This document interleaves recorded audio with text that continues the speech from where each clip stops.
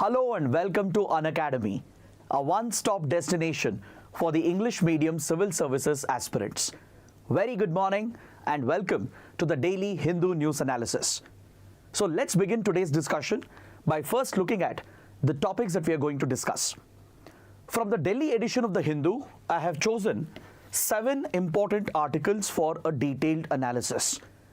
We have some very interesting articles related to patents, related to a very important government scheme, and as well as the recent controversy surrounding Indian spices.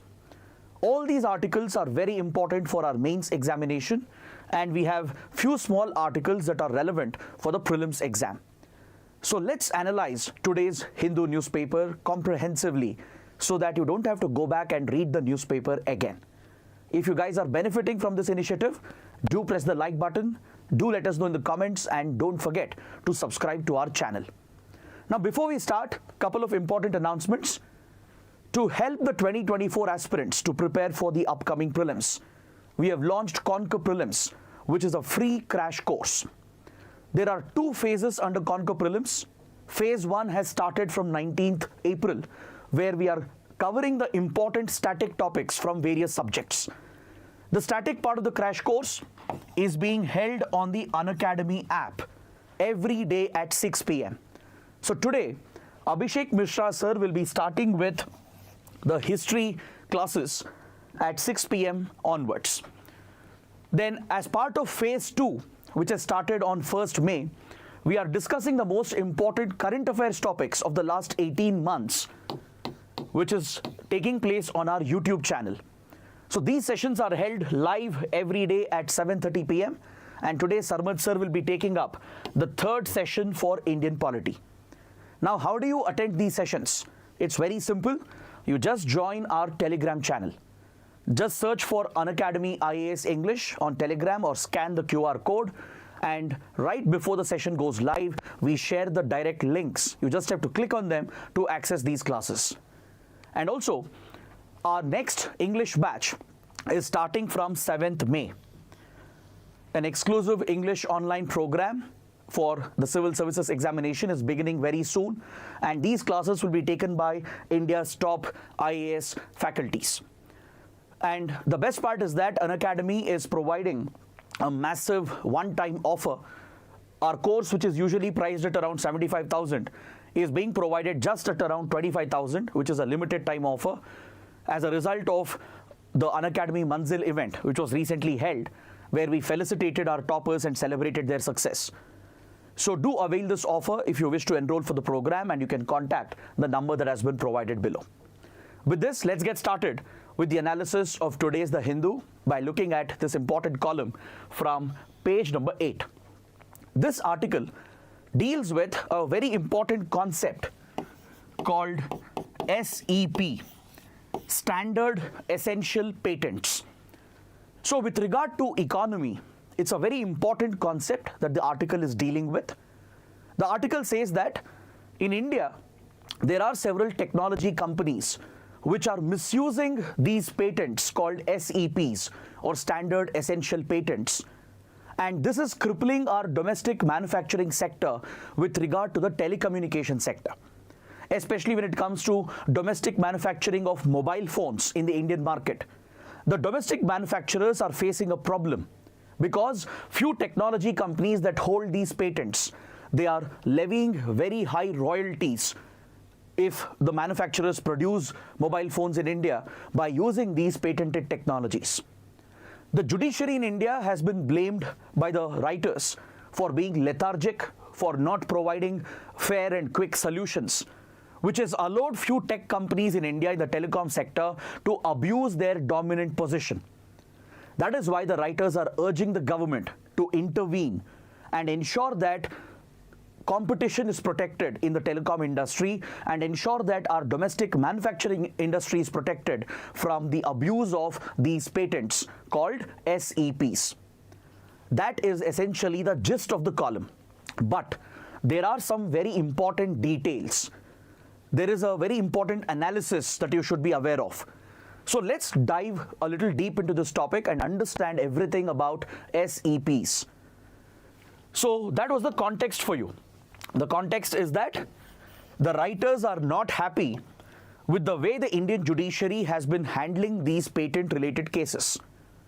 Some telecom companies, technology giants like Ericsson, for example, they hold some patents called SEPs.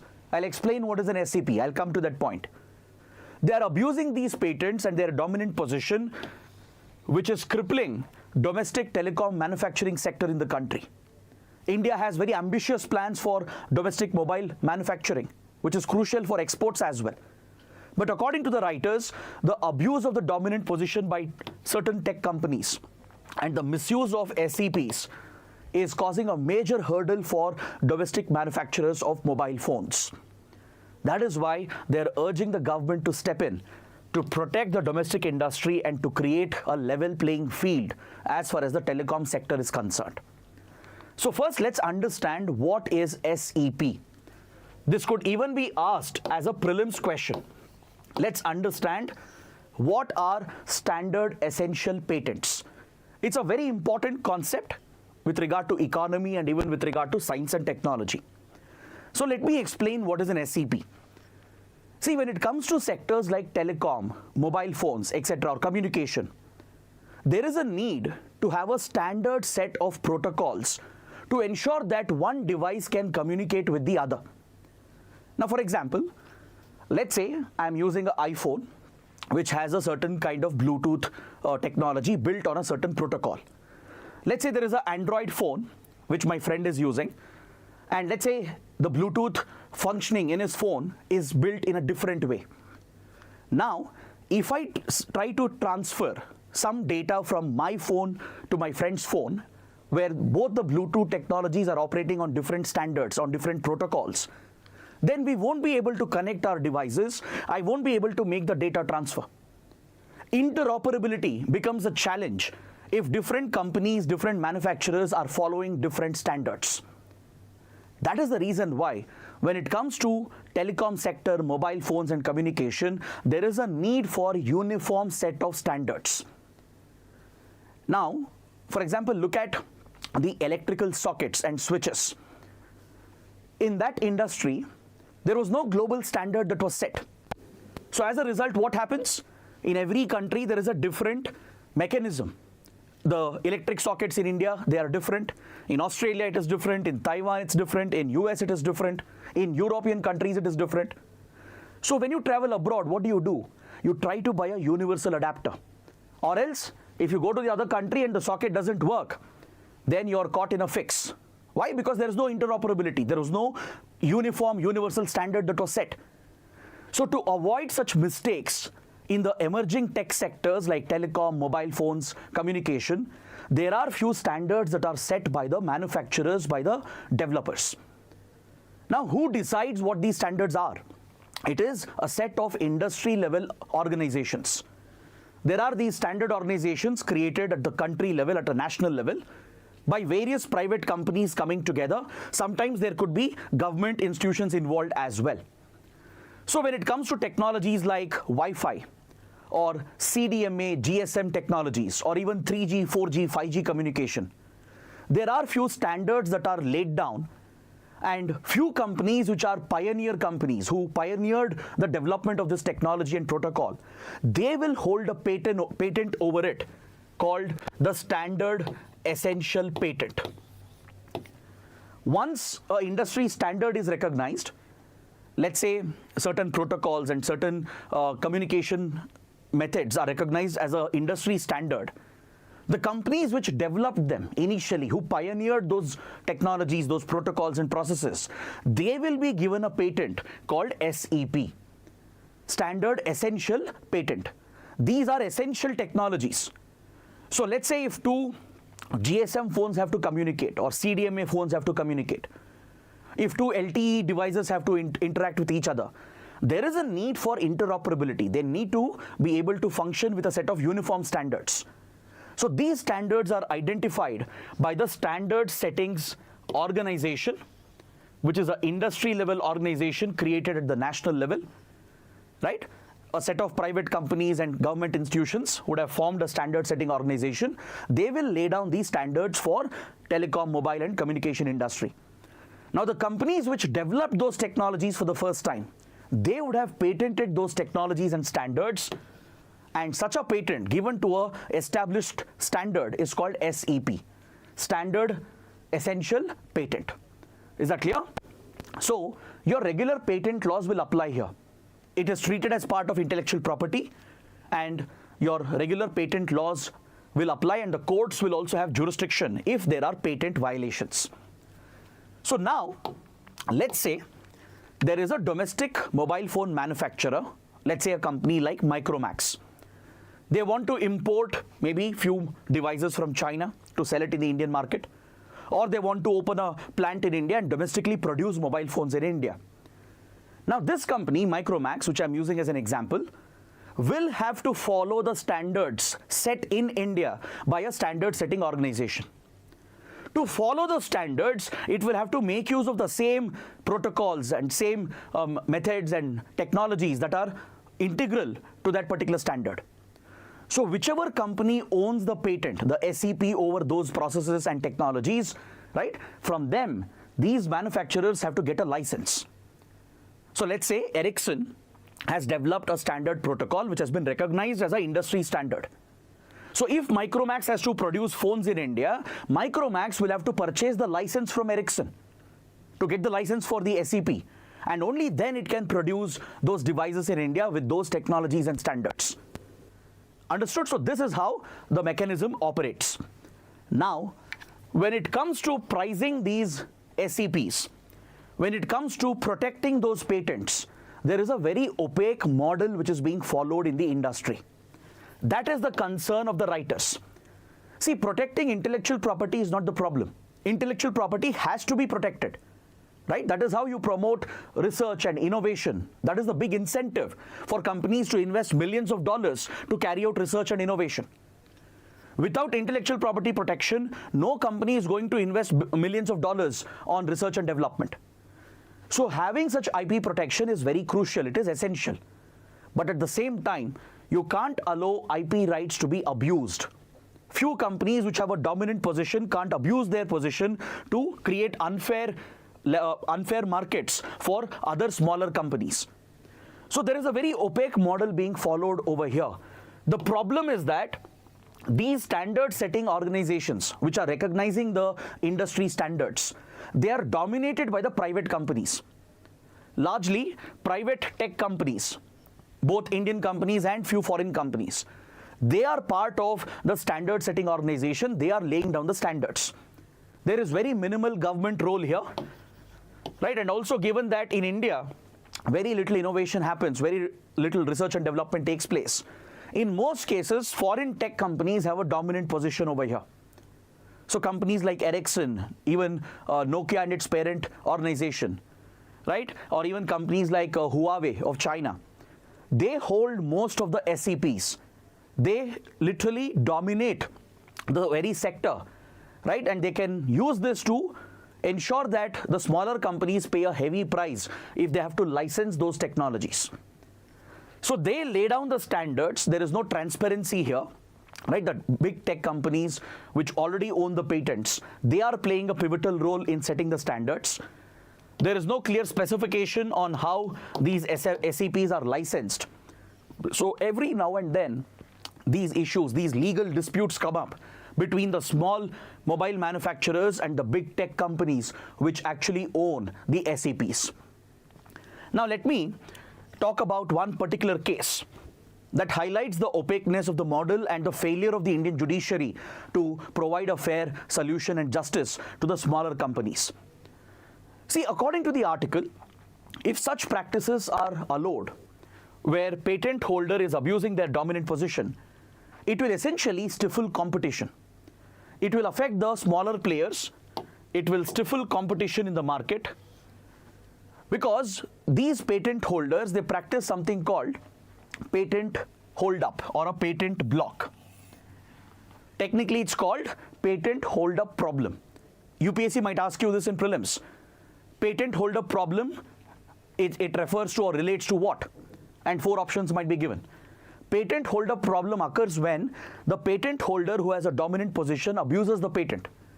They deliberately use it to hold and block other smaller companies from licensing their technology. And they try to maintain a monopoly in the market. So such a situation is called patent holdup. So when this is done, smaller companies and other late entrants in the market, they can't compete because the company which is holding the SEP, they're not licensing it. If they agree to license, the royalties are very, very high, which is almost unaffordable. Right? If they pay those high royalties, they won't be left with enough capital to focus on manufacturing. They will have to keep aside a large part of their capital just to pay the royalties to the company which is owning the patent. That is how these dominant companies can stifle competition and maintain their monopolistic position. So this is what happens when an opaque model is followed in this particular sector. For example, if you look at global companies like Qualcomm, Qualcomm owns a large number of SEPs in the telecom and mobile industry. It's one of the most powerful companies in that regard, as it holds control over most of the standard essential patents. Now, if you look at Qualcomm's policies and how it has abused its dominant position across countries and jurisdictions, it has been labeled as anti-competitive practices. In many countries, Qualcomm has been punished. It has been essentially levied with fines by various countries and jurisdictions. In the European market, for example, in US as well, in China, and in many other jurisdictions, even in South Korea, Japan, Qualcomm has been fined hundreds of millions of dollars for breaching the competitive laws. Its business policies, pricing policies of its patents are seen as anti-competitive. Is that clear? That clearly shows how few tech companies which already hold SEPs can abuse their dominant position. Now in India, there is a similar case which has been going on over the last 1 decade. Over the last 1 decade, there is a legal battle going on between Ericsson and Micromax. I'm sure all of you have heard about both the companies. Almost a decade ago, Micromax wanted to produce phones in India, and it applied for license from Ericsson to access SEPs, standard essential patents, so that the established standards in the technology can be followed during the manufacturing process. But Ericsson increased the royalty. If license had to be provided, it said a very high royalty has to be paid by Micromax. And Micromax challenged this. Micromax said, we can't pay so much. We will lose our capital in just paying royalties and our business will never thrive. So Micromax said, this is anti-competitive. You're not allowing us to compete. And it filed a case against Ericsson. It took the matter to the Competition Commission of India, arguing that Ericsson's patent policies were anti-competitive, antitrust. So Ericsson filed a counter case. It approached the Delhi High Court and filed a case stating that Competition Commission does not have the jurisdiction to look at patent laws. Because Competition Commission, it essentially deals with provisions of Competition Act, which of course does not deal with patent related issues. There are separate patent laws in India, and any such disputes are handled by the Patent Office. So Ericsson argued that Competition Commission has no jurisdiction over this case, and it approached the Delhi High Court. Is that clear? Initially, one of the lower benches ruled in favor of Competition Commission. This was in 2016. 3 years after the case began, a ruling was passed by a lower bench that Competition Commission does have the authority, the jurisdiction to look at the case, and it recognized the jurisdiction of the Competition Commission. But Ericsson appealed against it. It approached the higher benches of the Delhi High Court, and 7 years later, last year in 2023, Delhi High Court ruled in favor of Ericsson. Delhi High Court said that Competition Commission has no jurisdiction over patent issues, and it said that the case could be looked at only by the Patent Office. Now, the matter has reached the Supreme Court. Competition Commission of India itself, which is also a party to the case, has appealed against this ruling of the Delhi High Court, and it has taken the matter to the Supreme Court. So basically, it has been 10 years, more than 10 years actually, since the case began. The judiciary has been just playing around with the case, and there has been no final ruling. The actual issue has still not been looked into. if you look at what Delhi High Court was doing for almost 10 years, it was still deciding jurisdiction, whether Competition Commission can deal with the case or not. It never went into the details of the issue that was raised by Micromax, which is the abuse of dominant position by Ericsson. There has been no ruling regarding that, no interim relief. It is simply deciding jurisdiction, who can handle the case, and it has already taken 10 to 11 years. Now, this is very harmful for the industry. That's why the writers point out that India is the only major economy to not yet investigate the potentially abusive licensing practices of tech companies that own SEPs. Please write this point down. It's a very, very important observation. Most other countries, all the major economies, they have gone into the issue of SEPs and how some companies can abuse their dominant position. They have come out with regulatory policies to ensure that monopoly is not established and these companies don't misuse the dominant position. And if someone was violating it, they have punished them by levying heavy fines against them, by holding them accountable under the anti-competitive laws. But India is the only major economy which is yet to investigate these issues. The government has not bothered, it has not done enough to look into the problems created by SEPs. How few tech companies which are owning these patents are abusing their dominant position. That is the concern the writers are expressing. And it's ironic because the government has been pushing domestic manufacturing. I'm sure you would have heard about the PLI scheme, Production Linked Incentive Scheme. The Modi government has been pushing domestic manufacturing across various sectors. And mobile manufacturing is one of the focus sectors for the Modi government. So there are incentives being given by the government based on the volume produced by the domestic manufacturers. These incentives are supposed to help domestic manufacturers. But in reality, large part of the capital of these domestic manufacturers is getting diverted towards paying royalties to these tech companies which are owning the SEPs. So it defeats the very purpose of an incentive scheme like PLI scheme. That is the point the writers are trying to make. They are pointing out that the judiciary has shown lethargy. The judiciary has indulged in unnecessary activism, where it is more bothered about the jurisdiction of the case, whether Competition Commission can handle this or not, instead of providing relief to the domestic manufacturers, at least in the interim. Because until then, until the matter is resolved, these smaller companies will keep paying royalties to the tech companies and they will lose a large part of their capital. They can never expand their manufacturing capacities. They can't create more jobs in India. It will hurt domestic manufacturing of mobile phones in the country. That is why the writers criticize the judiciary, especially the Delhi High Court, in the manner with regard to the manner in which it has handled the case. So they are urging the government to intervene, the government to step in directly and bring out a regulatory policy to ensure that SEPs are not misused by the tech companies. This can't be seen as government's interference in the markets, because there are precedents where in other jurisdictions as well, in other free markets, regulators have stepped in. Government authorities have stepped in to regulate SEPs, so it can't be seen as government interference in the markets. For example, if you look at the European Union, the European Parliament has already passed a law under which regulations have been notified to ensure that these tech companies which own SEPs don't abuse their dominant position. If they do that, they'll be penalized very heavily and they will be held accountable if they resort to any anti-competitive practices. So the writers are suggesting this example, the European model, and they're urging the Indian government to step in and address this issue immediately, because otherwise it will take a huge hit on India's domestic manufacturing capabilities. That is what we need to understand from this important article.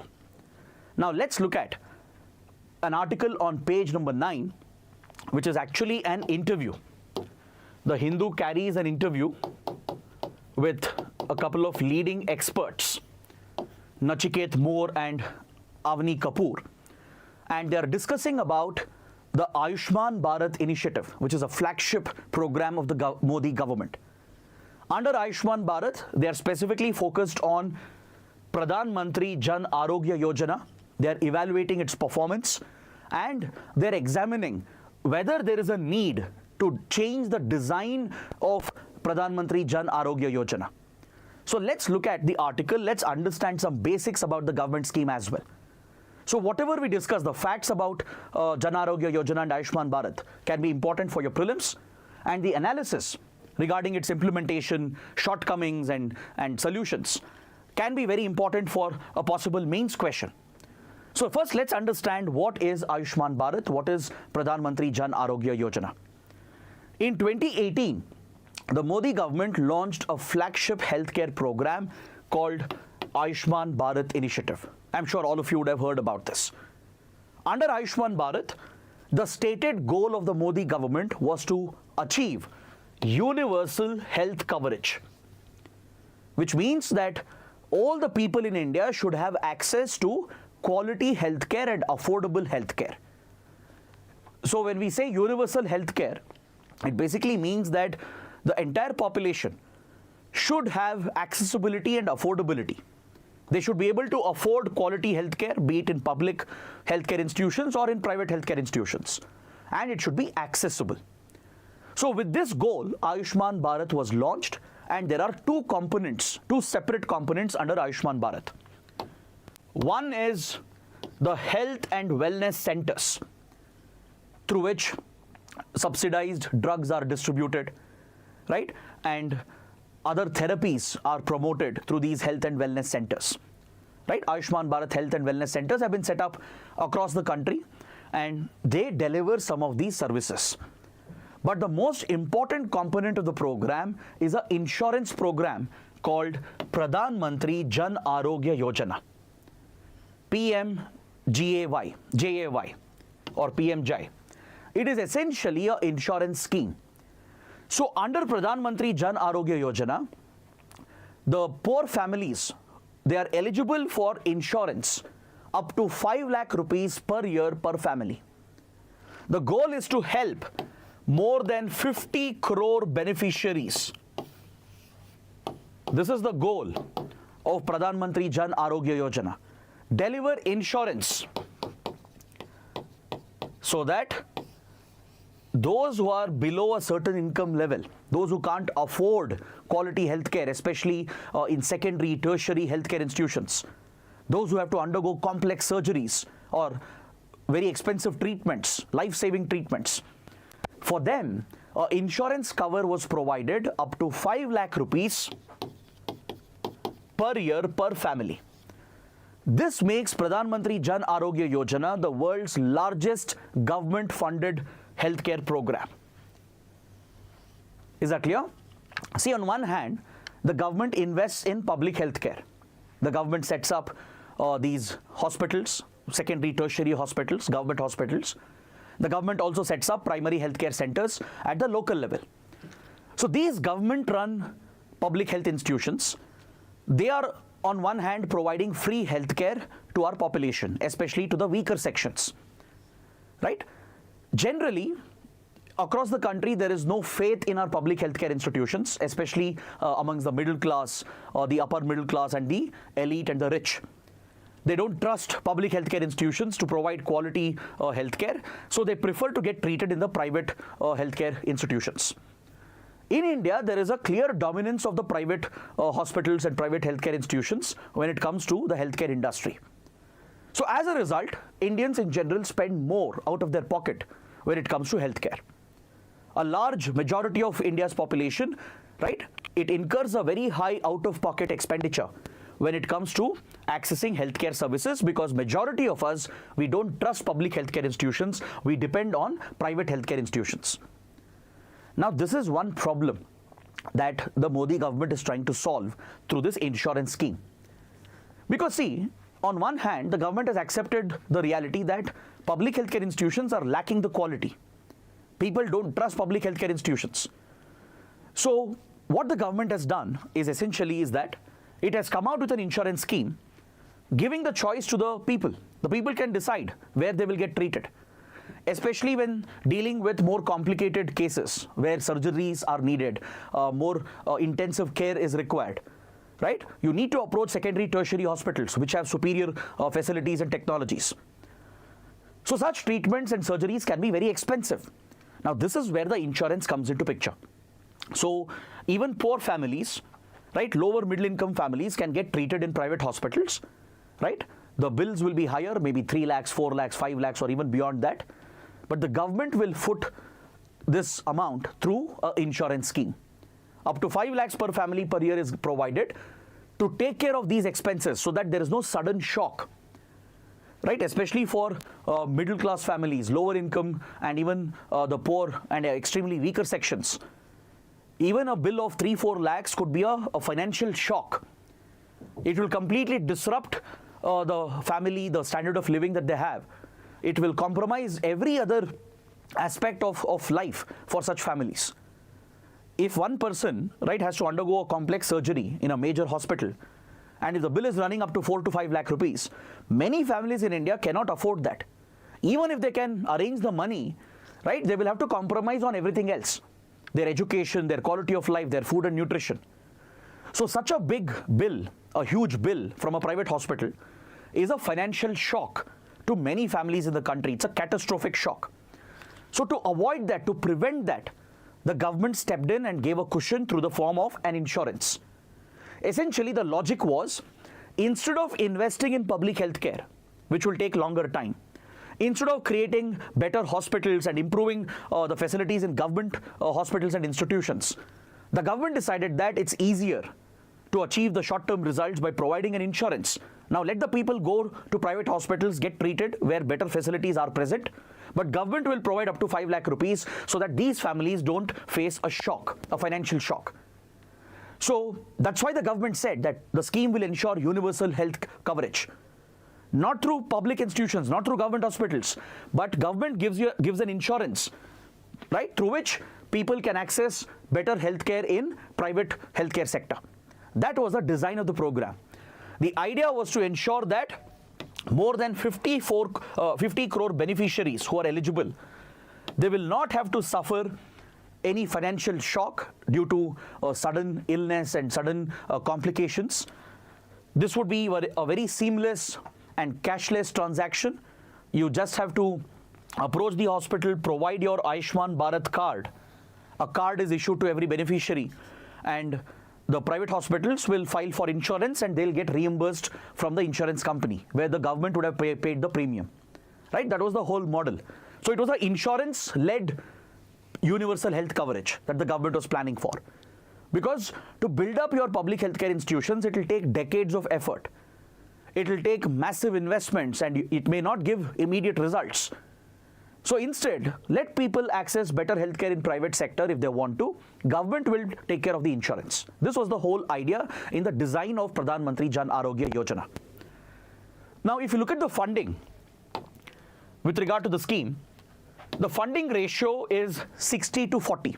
60% from center, 40% from states. This is for general category states. For special category states, like some states in Northeast India, funding ratio is 90:10. And for union territories without a legislature, 100% funding comes from the central government. This has been the funding ratio, which shows that the center has taken a bigger role, along with a role being played by the state governments to fund the world's largest healthcare program. Is that clear? But however, if you look at its implementation over the years, there are few shortcomings, there are few successes that can be noted. There are few achievements and successes that the writers are talking about, the speakers are discussing about, and they're also talking about the shortcomings and what could be a possible solution. So let's take a look at this. Let's look at this argument. First, Nachiket Moore says that if you look at public healthcare sector in India, there are indeed major deficiencies, right? I made this point earlier as well. If you look at our government hospitals, if you look at primary healthcare centers at the ward level, at the panchayat level, or even if you look at the large secondary, tertiary government hospitals at the district level, they may not have the right facilities, the right qualified doctors, the right infrastructure, right? So most people, most of us, we don't trust government healthcare institutions. This is a reality. You need to accept this. That's exactly what Nachiket Moore also is saying. The government also realized that people simply don't trust government hospitals anymore. If they have the money, right? If they have the choice, they will definitely prefer private healthcare over public healthcare. Those who go to public healthcare, it's out of necessity because they can't afford the more expensive private hospitals. So now, since this is the established reality, Nachiket More is praising the scheme. He's appreciating the Modi government for realizing this and for providing insurance so that at least financial support can be given to those families which are opting for private healthcare. Now, even those who want better quality healthcare, who want to move out of public healthcare, if government is guaranteeing an insurance, then it will encourage more people to access private hospitals and get better quality treatment, especially with regard to complicated surgeries and complicated treatments, right? So in this regard, the government has done a very good job. The design of the program is very good, as pointed out by Nachiket More. But however, you still witness very high out-of-pocket expenditure in many other parts of the country. Now, generally, when it comes to public healthcare in India, Kerala is often seen as a model state because Kerala government has spent more on healthcare. It has built very solid healthcare institutions, right, in the public sector. That's one reason why Kerala often manages to deal with healthcare issues more efficiently than other states. But even in a state like Kerala, where you have more public healthcare expenditure and better public healthcare institutions, even in such a state, out-of-pocket expenditure is quite high, which means a large percentage of the people are still preferring private healthcare facilities over public healthcare. This again gives you an insight. So it means if we want to ensure universal health coverage and ensure vast majority of our people have access to good healthcare, you can't just invest on government hospitals and public healthcare institutions. Ideally, yes, that is the way out. That is a long-term way out. But if you need a short-term solution as well, then insurance is the way to go. Ensure that private healthcare becomes more accessible to the weaker sections. See, we are not saying that there should be no investments in public healthcare and in improving government hospitals. That is necessary. That is a long-term measure. Ideally, there should be significant expenditure on public healthcare, right? At least 3 to 4% of our GDP should be spent on public healthcare. Right now, the allocation for public healthcare is very less in India. It's hardly around 1.5, 1.8%, less than 2% of our GDP. So in the long run, yes, it is desirable that the government increases the expenditure on public healthcare to make our government healthcare facilities better. But what about in the short term? That is where private hospitals can play a role because people are preferring that. So instead, at least provide an insurance so that people can access private healthcare. That is the whole concept. That is the design of this scheme, and the writer appreciates that. Nachiket More appreciates that. But however, the question is it really helping in achieving universal healthcare? The design is great. The idea to protect these families, provide them insurance cover and push them towards private healthcare is a great short-term to medium-term solution. But what is the implementation? Is it really guaranteeing universal health coverage on the ground? When you investigate this, you will actually find out that there are many shortcomings in the implementation.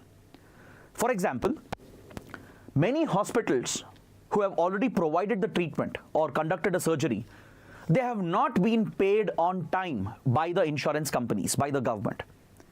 Timely repayments, reimbursements are not happening. So what happens? The hospitals will become hesitant to accept Ayushman Bharat patients. So there is already a hesitancy amongst many hospitals in the country that they should not take in or admit patients who are coming through Pradhan Mantri Jan Arogya Yoojana. Because their worry is that they are not getting upfront payments. There are inordinate delays which are happening. All right, so that is one part of the problem. The other problem is that many greedy private hospitals, they do unnecessary treatments, unnecessary tests and surgeries as well, just to inflate the cost, inflate the bill, so that they can get the entire 5 lakh rupees. Let's say a patient requires only one treatment, maybe which will cost 1 lakh rupees. But these hospitals which have seen an incentive, which is a corrupt practice essentially, they deliberately overdo it. They will do every possible test, unnecessary test. Sometimes there are cases where unnecessary surgeries have been performed just to inflate the bill, bring it up to 4 to 5 lakh rupees so that the entire amount can be then brought in through the insurance under the scheme. So such corrupt practices are also being noted by many private hospitals in the country. So these are the challenges, the real challenges that exist on the ground. Plus, as I told you, there is a barrier being created at the entry level itself. When poor patients walk into a multi-speciality hospital, right, to get their patients admitted, and the moment they bring out the Ayushman Bharat card, there is a discrimination which happens. Big private hospitals do this, right? When they know the families are, rich and they can afford the treatment, the way they treat them is different. And the way they treat the poor patients who come in with the Ayushman Bharat card is different. They deliberately, give a differential treatment, which also creates a hurdle at the ground level itself. At the grassroots, it creates a discrimination between the poor families and the richer families and the middle income, higher income families. So there are many problems that exist at the ground level when it comes to implementation, right? The writers say that India right now has one of the highest out-of-pocket expenditure when it comes to healthcare in the world. According to a ranking, India ranks 67th out of 189 countries when it comes to out-of-pocket healthcare expenditure. Is that clear? So insurance schemes like Pradhan Jan Arogya Yoojana is absolutely necessary to protect our poor families from a financial shock, given the poor state of our government hospitals and public healthcare institutions. So there is no question about the scheme itself. The scheme is necessary. It has done a fine job in helping crores of beneficiaries. But the problem is in implementation. There are some shortcomings. The speakers agree that this is not a solution for universal health coverage. It's not going to guarantee universal health coverage. If you need to achieve universal health coverage, you need to invest on your government hospitals, your public healthcare infrastructure. This will happen only in the long run, maybe 15, 20, 30 years down the line. So while continuing the increase in public healthcare expenditure, we need to better implement these schemes, the insurance scheme especially under Ayushman Bharat, so that at least for the time being, at least for the next 10, 15 years, we can protect the poor families from financial shocks and encourage them to access better quality healthcare in the private sector. Is that clear? So the scheme is necessary to reduce out-of-pocket expenditure, to protect these families from a financial shock, but it requires better implementation. You need to ensure hospitals don't misuse this. You need to ensure that hospitals don't mistreat the poor families who are coming in with Ayushman Bharat card. And you also have to ensure that there are timely payments done to the hospitals.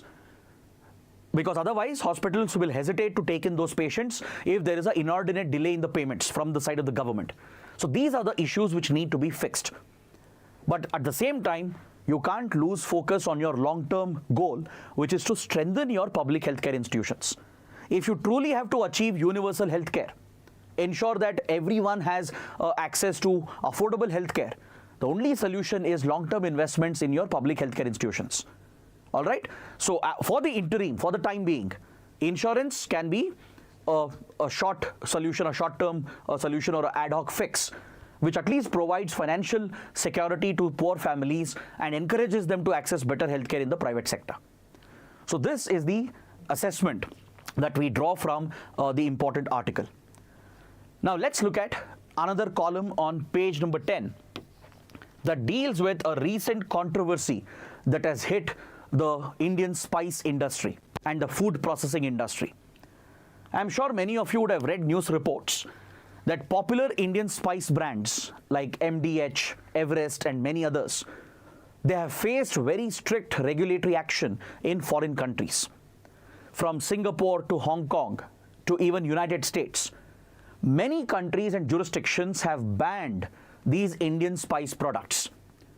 Is that clear? Because they have labeled them as unsafe, unfit for human consumption. Now imagine the implications of this. If many major markets are outright banning Indian spice products, which is a major export for India, it is going to hit our exports. It will hit spice production in the country, the farmers who are involved in spice plantations. And also think about the health consequences. It's on health grounds right? It's on food safety grounds that other countries are banning these spices. It's the same product which is being sold here in the domestic market. Or it could be worse than what's being exported, because usually products that are exported, they meet higher quality standards, higher safety standards compared to what's being sold in the domestic market. In fact, in recent times, there has been a lot of awareness about food safety in India. There are a lot of questions raised about these companies, the way they manufacture the products, the way they ensure the safety of the food items that we are consuming, right? So in this regard, recent surveys have shown that a large number of Indians, they don't trust the food processing companies in the country.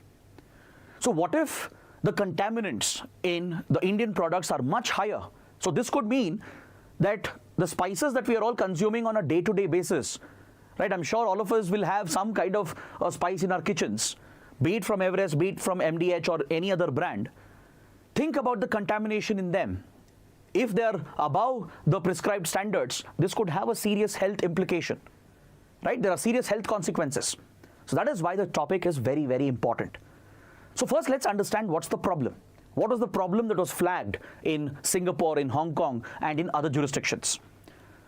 The regulatory authorities, the food safety and regulatory authorities in Singapore and Hong Kong, they discovered through scientific tests that the spices of MDH, Everest, and other Indian brands, they have very high levels of a toxic substance called ethyl oxide. It's abbreviated as ETO, ethyl oxide. It is a very dangerous chemical. It's a toxic chemical. Now the question is, how come this substance has been found in a food item? What is it used for, right? How come it is used in the food industry? That's what you need to understand. You should understand the application of ethylene oxide, and you should understand the consequences on human health if it is beyond permissible levels. So please write down the points. It's very important both for prelims and even for your mains. See, in the food processing industry, ethylene oxide ETO, it is used as a food stabilizer. Usually, if you look at the ingredient list on the back of your food packs, they wouldn't have mentioned ethylene oxide or ETO directly. They just mentioned that a certain food stabilizer has been added. In most cases, these food stabilizers are ETO compounds, ethylene oxide. What does it do? It essentially increases the shelf life. We'll understand how. Ethylene oxide, it basically limits microbial activity. It reduces microbial growth and contamination. That is how it increases the shelf life of many food commodities. Initially, when it was developed for industrial application, you will not believe it was developed for the medical industry, to be used for sanitizing medical equipment, for sterilizing medical devices. It's a colorless substance. It has no taste of its own, so it's perfect to be used in food as well. It can essentially keep the environment sanitized. It can limit microbial growth, thus increasing the shelf life of a product. So you can imagine if it was meant to be used for cleaning medical devices, right? And if it had other industrial applications, if the same thing is being used in food processing, there could be possible health consequences, right? The concern here is that many companies, they cross the permissible limits. Within a certain limit, using ETO is acceptable. It is still fine, right? It may not be 100% safe, but it is still fine. It doesn't pose a threat to human health, right? If it is within the safe permissible limits. The problem arises when the producers, they blatantly use ETO beyond the permissible limits. It could become very toxic. It's a toxic chemical agent. The reason why it is used in food processing industry is mainly to reduce microbial growth and activity and increase the shelf life of your food products. Is that clear? But if it is used in excessive quantity, it is known to be a carcinogenic. It is known to have cancer-inducing properties along with leading to other health complications. In higher levels, if you're consuming food with ETO, which has a lot of ETO toxic residue, right? And if it is beyond the permissible levels, over a period of time, long-term exposure to ETO can cause different types of cancers. Because these compounds, they turn into ethylene glycol. When very high levels of ETO is added as a food stabilizer, just to increase the shelf life, it turns into ethylene glycol, which is highly poisonous, it is toxic. Now, some of you might remember few incidents where Indian cough syrups were held responsible in other countries for causing the death of hundreds of children. In Gambia, in the African country of Gambia, in Uzbekistan, right, in Central Asia, and in Indonesia as well. In the last couple of years, hundreds of young children have died after consuming cough syrups produced by Indian pharmaceutical companies. And studies have shown that these cough syrups produced in India were contaminated with ethylene glycol, which is highly toxic. So, excessive usage of ETO in food items, it results in formation of ethylene glycol over a period of time. And this could be highly dangerous. It could be fatal, especially for young children. All right? And it could be carcinogenic when there is long-term exposure to it. That is the reason why in many countries there are strict standards set for ETO. Be it in US, in European market, there are very strict standards set by the food safety regulators. So these Indian products, they have been detected that they have ETO beyond permissible levels. That is the reason why Hong Kong, Singapore and few other countries took this measure. They took a strict action, banned all these products in one shot. Studies have shown that ETO is linked with lymphoma and leukemia as well, right? These types of cancers are quite common when people have had long-term exposure to ethylene oxide.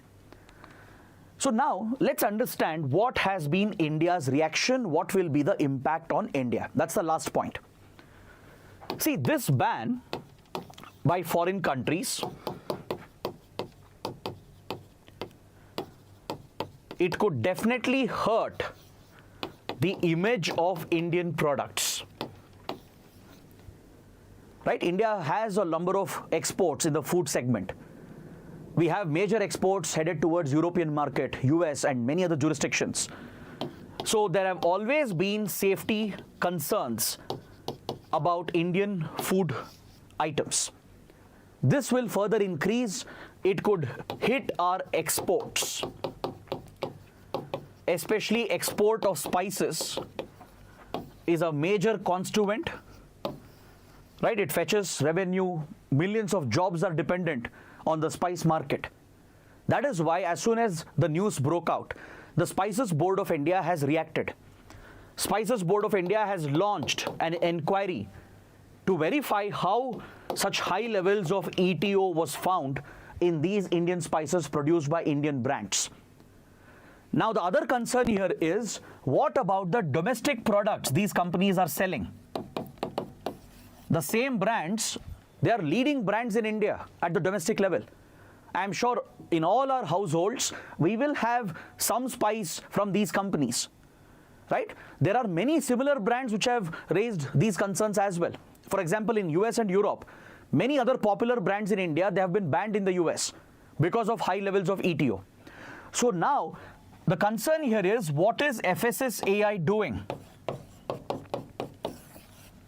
What is India's food regulator doing? The Food Safety and Standards Authority of India was supposed to detect these high levels of ETO much before other countries could have done it. Which means FSSAI is lacking when it comes to its regulatory capabilities. What was the Spices Board of India doing? Very serious questions have come up about food safety and regulation in India. It could hurt the image of Indian food exports. It could limit our export markets, hurt the Indian economy. It could hurt farmers who grow the spices. Plus, there could be disastrous health consequences for Indians. The same products are being fed in India, right?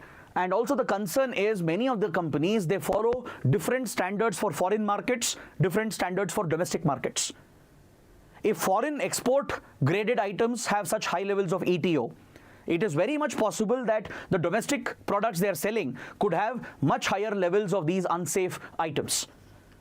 So it is up to FSSAI right now to step in, to act strictly against these companies and food processors and ensure that such hazardous substances are either eliminated and safer alternatives are found, or they have to ensure that any such additives, right, be it food stabilizers and other additives, they have to be within the safe permissible limits. So that is what we learn from this important development. So now let's look at the prelims section. Let's look at the smaller articles. On page number 1, we have this article that refers to a disputed region called Shaksgam Valley. I'm sure many of you would have heard about the Shaksgam Valley. This is actually Indian territory. Shaksgam Valley belongs to India, but it's part of POK, Pakistan Occupied Kashmir. Pakistan is in illegal occupation of this territory since 1947, and it ceded Shaksgam Valley to China in 1963. India does not recognize the ceding of Shaksgam Valley to China, right? Clearly, India claims the whole of POK, Pakistan Occupied Kashmir, and we see Shaksgam Valley as a part of POK, and thus we see this as an integral part of Indian territory. The reason why Shaksgam Valley is in news is because China has started the construction of a strategic road that passes through Shaksgam Valley. So just yesterday, India's Ministry of External Affairs issued a statement stating that India does not recognize the claims of Pakistan or even China over Shaksgam Valley, and we have reiterated that this is Indian territory. Pakistan and China are breaching India's sovereignty, and we have strictly opposed the Chinese road construction project in the strategic Shaksgam Valley region. Now let me use the help of a map to point out some important locations. I'll not just show you where Shaksgam Valley is located, but we'll look at some other important locations here where India, Pakistan and China, right, are involved in a triangular face-off. So here you're looking at the map of Jammu and Kashmir and Ladakh region. Today they are union territories, but prior to that it was a state. Now if you go back to 1947-48, right, the princely state of J&K as it existed then, it eventually merged with India when Raja Hari Singh signed the instrument of accession, and technically speaking, the whole princely state of J&K became an integral part of the Indian Union.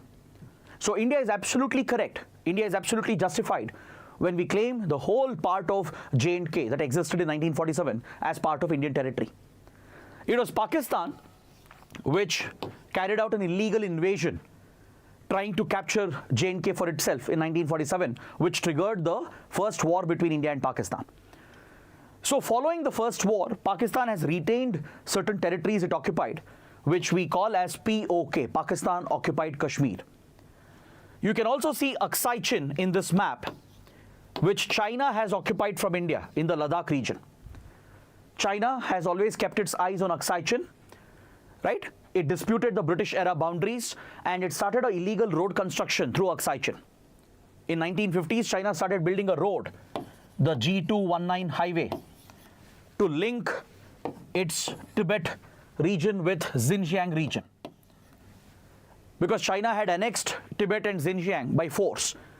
Both in Tibet and Xinjiang, China was facing unrest, it was facing a rebellion. In Xinjiang, Uyghur Muslims were rebelling. In Tibet, the Buddhists were rebelling against Chinese occupation. So it was necessary for China to move around the troops quickly to secure these areas, and hence it wanted to build a strategic road that would link Tibet with Xinjiang.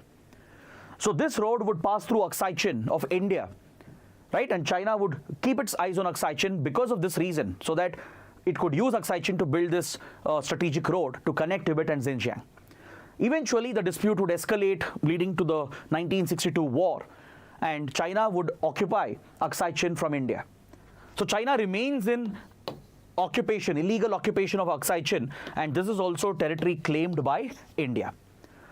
So India has a rightful claim over POK and over Aksai Chin. So the border area here, the temporary de facto border that we have with China, is line of actual control, LAC. The temporary border we have with Pakistan here is LOC, line of control. Previously called ceasefire line, but later renamed as line of control. Now, the northernmost point of LOC, the northernmost demarcated point of LOC is point NJ9842. Now, to the north of NJ9842, you find a triangular region, which is nothing but your Siachen Glacier. In one of the recent classes, we spoke about Siachen Glacier in detail, right? As India was marking the anniversary of Operation Meghdoot, right? Through which India ensured that it got control over Siachen. We discussed this topic in detail. So this triangular area here is the strategic Siachen region, and right to the north of it, to the northwest region of Siachen, you find Shaksgam Valley. So this here is Gilgit-Baltistan region, which is part of POK, and Shaksgam Valley was ceded by Pakistan to China in 1963. They signed a so-called agreement, the Sino-Pakistan Boundary Agreement, in 1963, which followed immediately after the 62 war. And through this agreement, Pakistan ceded Shaksgam Valley, which is Indian territory, and it gave it away to China. Now, India has always opposed this change. We don't even recognize this agreement. India's foreign ministry has said that there is no Sino-Pakistan boundary agreement. We don't recognize this. This is an illegal transfer of Indian territory, which Pakistan had occupied and later ceded to China. So Chinese projects here has always been of concern for India. For example, China's CPEC corridor, China-Pakistan Economic Corridor. It passes through Shaksgam Valley and POK. That is the primary reason why India opposes the CPEC project and also the larger Belt and Road Initiative of China. India strongly opposes the BRI because one of its main components, the CPEC, it passes through POK and Shaksgam Valley. And now there are reports, along with satellite images, to show that China has started the construction of a strategic highway via Shaksgam Valley into POK. It's in this context that India has brought up the issue. India has rejected the claims of China and Pakistan, and we have rejected the 1963 agreement as well. And we have reiterated that this is Indian territory. Shaksgam Valley, including POK and even Aksai-Chin, is Indian territory. So that is what we learned from this development. Next, on page number 4, we have an article related to the Aravali ranges. It's related to illegal mining in the Aravalis, and the Supreme Court has stepped in. The Supreme Court has said, if you allow illegal mining to continue in the Aravali belt, in Rajasthan, in Haryana, and in other parts, it will destroy the Aravali ranges, which could be detrimental to the entire northwest region of India. So let's understand some geographical facts about Aravali ranges and its significance. The Aravalis are one of the oldest fold mountains in the world. Is that clear? It stretches in a northeast-southwest direction all the way from Delhi, starting from Raisina Hill, where the presidential building, that is Rashtrapati Bhavan, and the north and south block are located. Right, that marks the start point and extends towards Gurgaon, Haryana, Rajasthan, and Gujarat.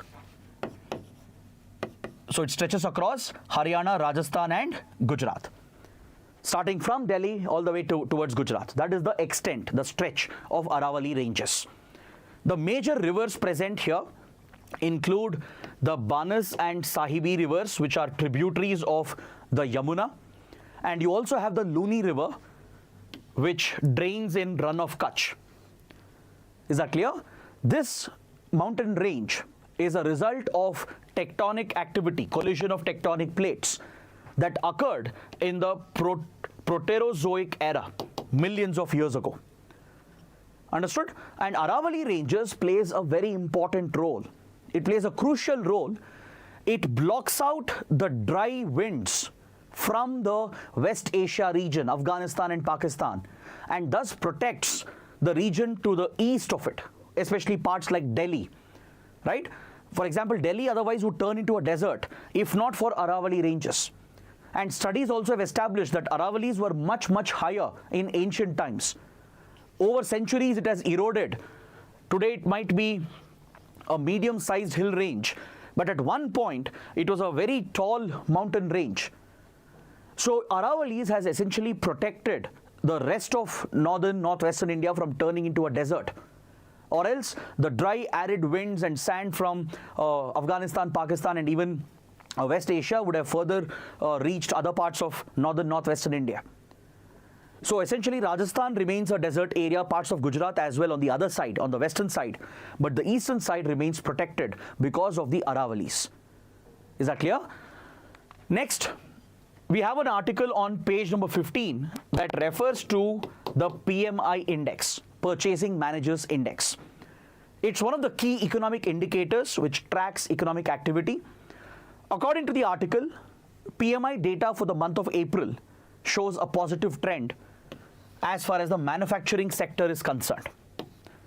So what is PMI? What is this index? How is it measured? Who brings out the data? Why is it important? See, at the level of a factory or a company or an industry, be it in manufacturing or in services, there are a lot of commodities, inputs that are purchased in order to provide certain services or to manufacture certain goods. So what a company or a factory procures as inputs is dependent on the orders it has already received. It is dependent on the output it is expecting to generate. It's dependent on the demand that could be present in that month. So based on these factors, a company or a factory will procure certain goods and inputs and use them to manufacture other goods or provide services. So if the extent of purchasing at the purchasing manager level is higher, it is a positive trend. It shows that companies and factories are expecting a higher demand and they're trying to meet the demand by purchasing more inputs. Is that clear? If at the purchasing manager level, if the purchase of inputs drops, it's a negative sign. It means that they're expecting a downtrend. It means they're expecting a downside in demand, so they are scaling down their production. So PMI is an indicator of the activity taking place in manufacturing and also in services. This is a monthly index. It is tracked on a monthly basis. So every month at the purchasing manager level, few questions are asked, right? There is an institution which does this survey. It was previously IHS Markit. IHS Markit used to bring out the PMI index, but now it has been acquired by S&P Global, Standard & Poor. So now PMI data is published by S&P Global. Is that clear? So what S&P Global does is that it distributes a questionnaire for selected companies, factories and various industries, and they fill out the data.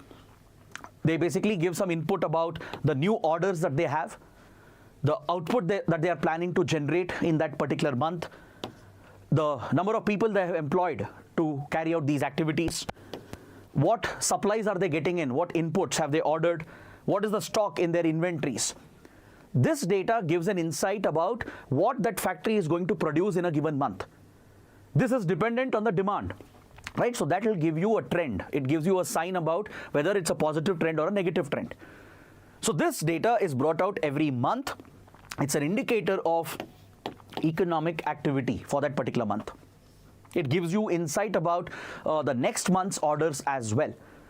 So it is something which is closely tracked by investors, by the government as well, by policymakers. And there are PMI indices brought out for manufacturing and for services as well. Coming to the last article on the second page of the supplement section where we have science and tech articles, there's an article related to the hazards of liquid nitrogen. You might have seen a lot of horrific videos on social media where customers are being fed food items with liquid nitrogen and immediately they suffer a reaction. You might have seen these videos where a few customers at a restaurant, they were fed with pan that was doused in liquid nitrogen just for ambience and appearance. There have been incidents in many ice cream parlors and restaurants where the chefs, they try to enhance the visual appeal of a food item by dousing it in liquid nitrogen. Or let's say you go to a bar, order cocktails, mocktails, right? They use liquid nitrogen to give it a unique appearance because liquid nitrogen will quickly spread out. It essentially evaporates and it creates that mystique effect. the clouded effect.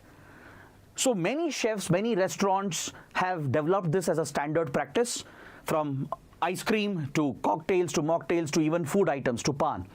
And in every single case, serious injuries are reported. Many children in Tamil Nadu have been injured. Many adults as well in various restaurants and bars have been injured when they immediately, directly consume a food item with liquid nitrogen. So liquid nitrogen is not fit for human consumption. It's quite dangerous. Now the point is then, why is liquid nitrogen used? What is its purpose? Let's understand this. See, liquid nitrogen was initially used primarily to improve packaging of food items. In the 1990s, liquid nitrogen was used as a packaging item. For example, be it biscuits or chips and snacks, right? If the bag is filled with liquid nitrogen, it maintains the freshness of the product. Now you go and buy a pack of chips, a pack of biscuit. They retain the crunch, they retain the freshness. It's because the pack is filled with liquid nitrogen. Now this won't affect the quality of the food. It won't affect the safety of the food which you are going to consume, because the moment you open the packet, the liquid nitrogen will escape immediately. So there's no problem when liquid nitrogen is used only for packaging. But if you use liquid nitrogen to serve a food item where people might ingest the liquid nitrogen, then it becomes a problem. So it was essentially developed to maintain freshness in food packaging because it inhibits microbial activity as well. It reduces the microbial activity, increases the shelf life, plus it maintains the crunch, the crispness of certain food commodities. That is why liquid nitrogen was used in the food industry. Otherwise, it is used only in medical industry. Because see, liquid nitrogen has extremely low temperatures. It's a cryogenic product. Temperatures of liquid nitrogen, it is stored at -180, -190 degrees Celsius. So in the medical industry, liquid nitrogen is used for various types of cancer treatment. For example, where surgery is not possible, where surgery to remove the cancerous cells is not feasible, a cryotherapy is carried out using liquid nitrogen. Liquid nitrogen destroys the cells. The cancerous cells can be targeted by using liquid nitrogen. It's one of the unconventional forms of cancer therapy. It will not treat cancer, it will only help in managing the pain, relieving some pain for the cancer patient. So what can't be surgically removed through a conventional surgery, sometimes a cryo treatment is carried out where liquid nitrogen stored at -190 degrees Celsius is targeted at the cancerous cells to try and relieve the pain and suffering for a cancer patient. It is also used to conduct biopsies, right? Especially again for cancer patients, when body tissue sample is taken to conduct a biopsy. Here as well, liquid nitrogen is used to obtain the sample. Is that clear? It is also used in a process called cryoadhesion to remove foreign bodies. If there are harmful foreign bodies in a patient, right? Cryoadhesion is used where liquid nitrogen is induced in a controlled manner, and the foreign body gets latched on to liquid nitrogen because of its extremely cold temperature. It's a cryo ingredient, and it helps in removing foreign bodies.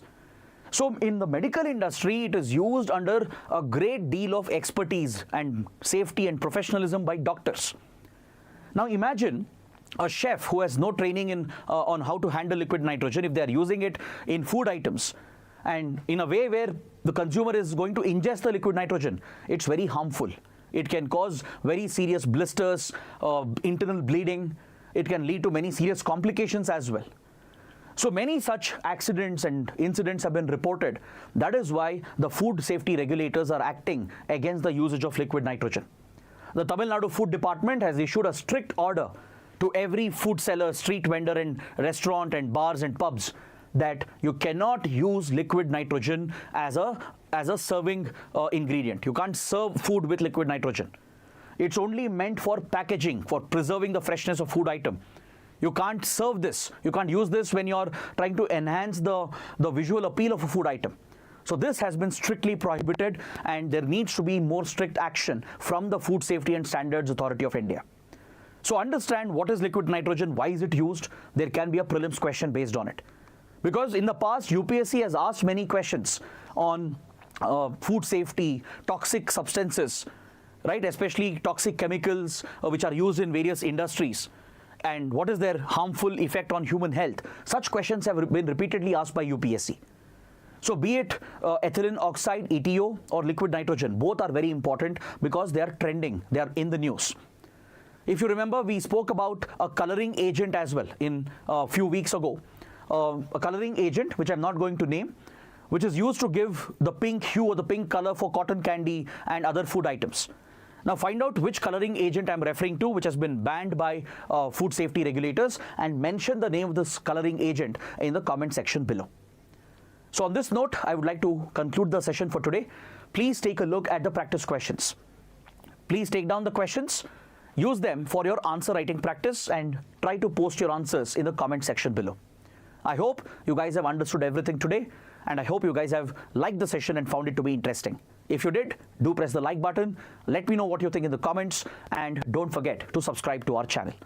That is it for today. We'll see you tomorrow. Till then, take care. Have a good day.